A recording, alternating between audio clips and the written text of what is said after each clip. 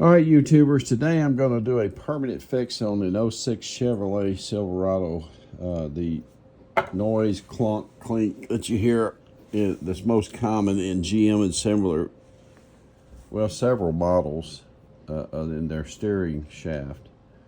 And I'm going to do so by replacing the entire intermediate shaft and the upper intermediate shaft. Now these ultimately go together, and this top part feeds into the firewall, and this lower part will attach to the rack and pinion.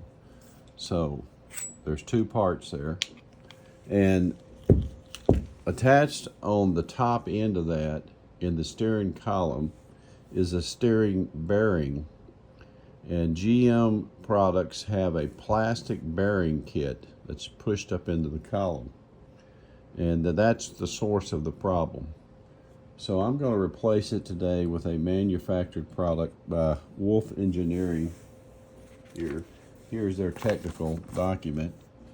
You can buy this. It's approximately $100 delivered, but it substantially upgrades and is a permanent fix to your steering rattle. It's so common in these vehicles. Installation, I'll show you in the later video, is pretty simple. This has 4 set screws. There are 2 O-ring washers or O-ring washers around this column here. And they send you a replacement extra, or not replacement, but an extra, just in case. You will Loctite each of your set screws, and they send you the Loctite. And they also send you the little Allen key for tightening this down. So once we get this inserted today, we'll be tightening these down with that Loctite. So more to come on that now, but the installation is pretty straightforward, as I'll show or capture in the part of this video. All right, more to come. All right, now for comparison, here is that original that I just pulled out, so you can compare it to the Wolff Engineering product. This is the plastic and has a bearing set in here. Absolutely worn out. Mine's kind of rusted out in there. All right, so that's just so you know what's existing. All right, so let's just give an update. So I'm down here on this bottom shaft, intermediate shaft, down where the it connects to the rack and pinion, and that's an 11 millimeter that I have backed out. And that's got Loctite on it, so it's been pretty tight. And so I've backed it out most of the way, not all of the way. Then come up here to the upper shaft, right there in that center section. There's a 15 millimeter, and it has a bracket on the back that helps you to loosen that without it moving. So I've loosened that up, and not taking it all the way out yet, just loosened it up. Then let's go inside the truck in preparation for installing the new steering bearing. What I did was I came down here and I took the 2 10 millimeters out over here. There's one at the bottom and one at the top there. And basically it's your pedal, and I've zip tied it out of the way because we're going to be getting under here working.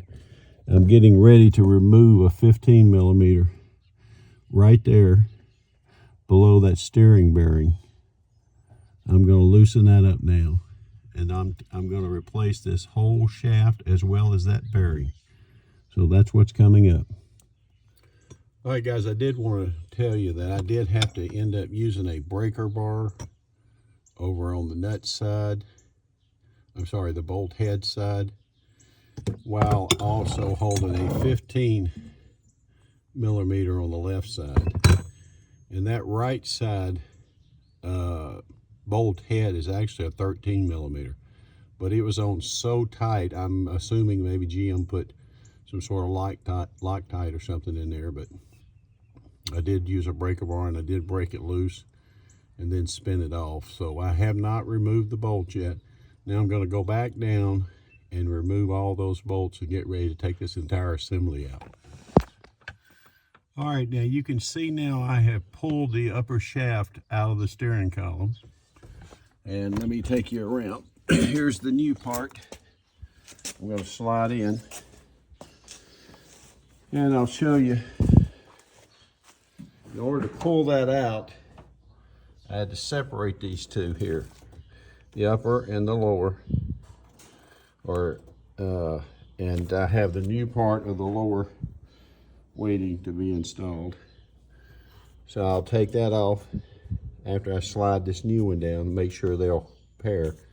Then we'll take that off and I'll replace them. And then I'll have this entire section replaced. Now to get that bearing backed out, I just used a little hammer and I used a little bar like this just to kind of tap it and start backing it down. Now I'm ready to pull it out and I'll get ready to grease up, insert the new one. All right, now if you get hung up inserting your new upper shaft, come back out here to your vehicle and find that place where it comes out here. Let me show you. And reach up in there. What's happened is it's catching. It's giving you a hard time trying to come back out. Reach up in here and you can feel, it's just a rubber boot and you can adjust it so it'll slide through. It's caught up in there. So you can adjust it out here on the firewall side, engine side, and then it'll push right on through and then you can push your new one in.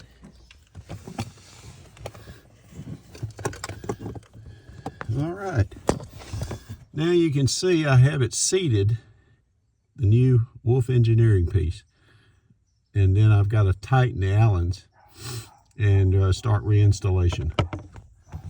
More to come. Okay, now you can see the new, let me get a light over here, that lower intermediate shaft there installed. The upper through the firewall, the bolts are back in both places. Now that bottom one down there, you probably want to put a little Loctite on. These bolts here on this upper must be torqued to 37 foot-pounds on both sides. So make sure you torque them correct or you'll still have steering issues. That one down there at the bottom too, you can torque in a 30 range.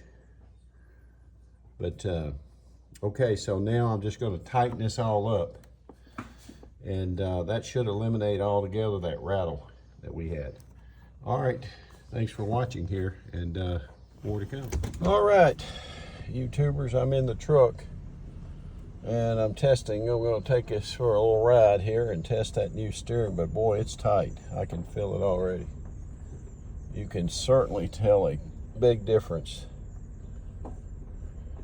So, well worth the investment. I would recommend, if you're doing this, go ahead and buy that Wolff Engineering piece, $100, made in the USA. You buy those plastic ones and you've got to replace them on a regular basis. This should be a permanent fix now for this. Okay, so I'm going to run it down the road. Thanks for watching, everybody.